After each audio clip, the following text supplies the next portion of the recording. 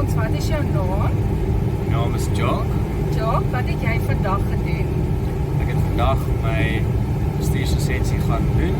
Waar het jy gegaan? Kreersdorp. Okay, en hoe het dit gegaan? Baie goed, ek is DM. Het jy al voorheen gegaan? Nee. Die lisensie? Nee, dit is die eerste keer. Okay, so het 'n lekker gevoel. Baie lekker. Okay, sê gou vir ons, hoe het jou toets gegaan? Was dit 'n maklike toets? Is dit moeilik?